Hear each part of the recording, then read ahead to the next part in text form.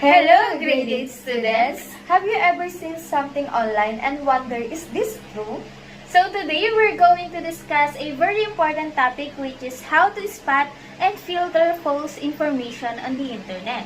It will help you figure out what's real and what's fake online. So I am Miss Rose. And I'm Miss Eloisa, and we will be discussing about filtering misinformation, implementing cross-referencing skills. So let's start by understanding what misinformation is. So misinformation is false or inaccurate information shared unintentionally, often by people who believe it to be true. So it's the false information shared by people who might not know it's wrong. So unintentional means people share it because they think it's correct. So for example, someone might unknowingly share fake news or bad health advice. So this can lead to serious consequences, which is why we need to know how to identify it. So here's an example. So breaking news, make sure to hit Manila tonight. So why it is spreads? So it is because the headline sounds urgent and shocking. As a result, people share it without checking reliable sources like Pag-asa. So the truth, a quick search reveals it's from a satire or fake news site. So verified weather organization confirm it's false. Now, here's where cross-referencing comes in.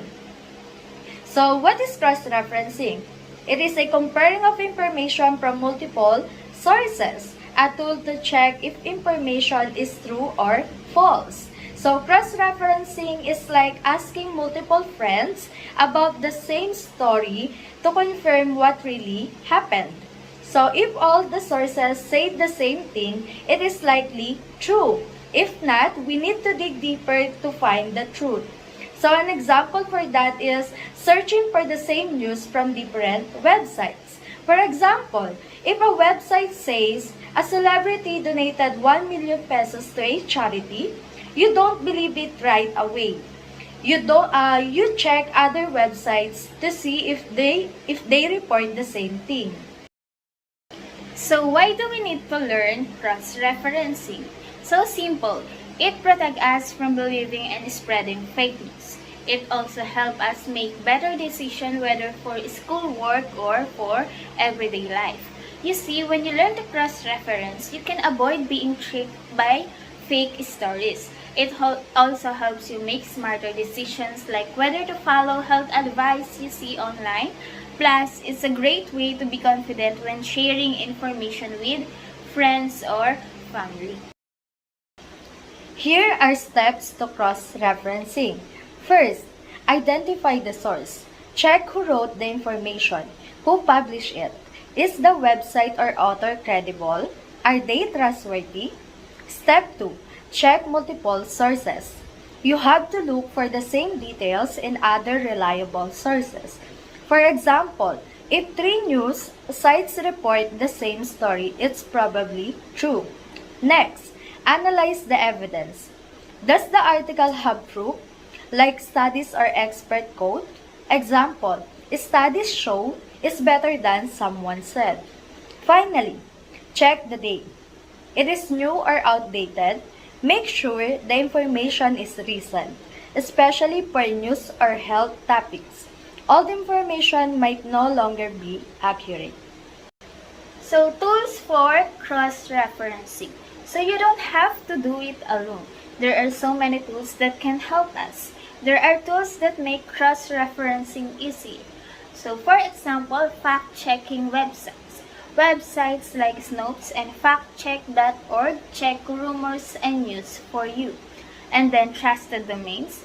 Stick to trusted website with .gov or .edu in their addresses, like government or school websites. And of course, for Google search, you can always search on Google to compare information from different sources.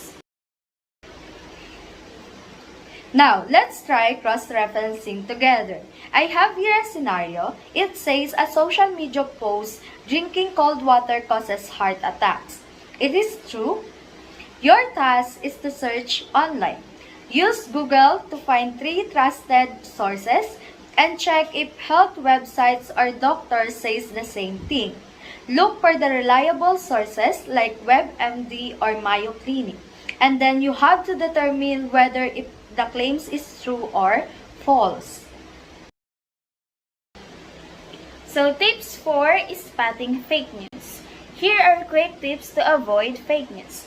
First, look at the headline. Is it too shocking for you? Is it too emotional? If it seems too shocking, like aliens found on Mars, it's probably a clickbait.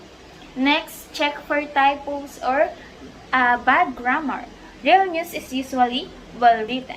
Also, verify the author's credentials.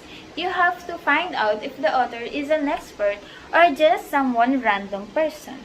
Lastly, avoid unverified social media posts, meaning don't trust posts that don't show sources or give you proof.